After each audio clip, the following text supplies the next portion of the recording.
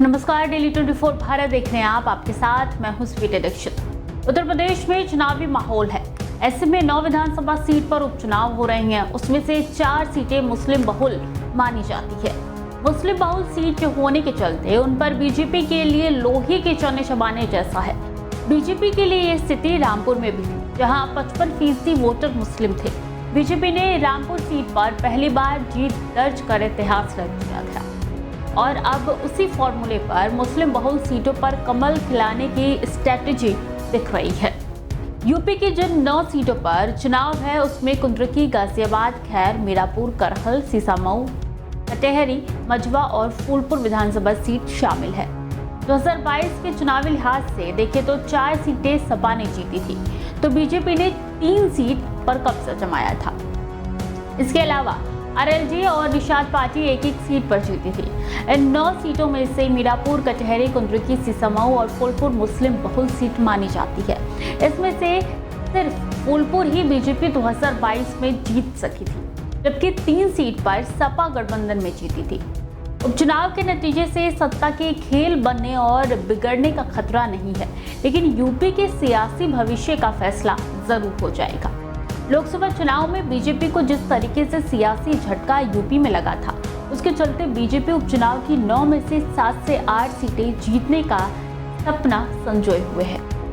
BJP के लक्ष्य में सबसे बड़ी दिक्कत मुस्लिम बहुल सीटों पर जीत दर्ज करने की है, क्योंकि कुंद्रकी में 62% मुस्लिम है, तो मीरापुर सीट पर 45% है, सीसामऊ में 50% और फूलपुर सीट पर 30% मुस्लिम वोटर है। इसके अलावा गाजियाबाद में 45,000 और कटहरी में 55,000 के मुस्लिम वोटर्स हैं। मुस्लिम बहुल सीटों पर बीजेपी ने रामपुर फॉर्मूले से जीत दर्ज करने का ताना बाना बुना था। 2022 में रामपुर से सपा विधायक आजम खान को एक केस में 2 साल से ज्यादा की सजा होने से उनकी सदस्यता रद्द हो गई थी। रामपुर विधानसभा सीट पर 55% मुस्लिम वोटर्स है। ऐसे में ये सीट बीजेपी के लिए जीतना आसान नहीं है। बीजेपी ने रामपुर उपचुनाव में आकाश तक सेना को उतारा था। बीजेपी ने अपने वोटर को बूथ तक अपने विपक्ष के वोटों को वोटिंग से दूर रखने का दांव चला था। सपा ने आरोप लगाया था कि रामपुर में मुस्लिम बस्तियों के बाहर पुलिस का पहरा लगाकर उन्हें मतदान नहीं करने दिया गया, जिसके बदौलत ही बीजेपी रामपुर सीट जीत सकी। इसके बाद उपचुनाव का रामपुर फॉर्मूला चर्चा में आया।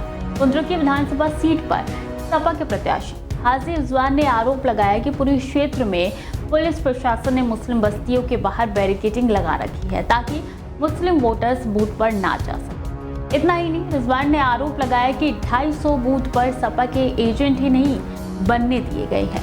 पुलिस के द्वारा आईडी कार्ड पर चेक करने पर पुलिस के साथ हाजी रिजवान की नोकझोंक हुई।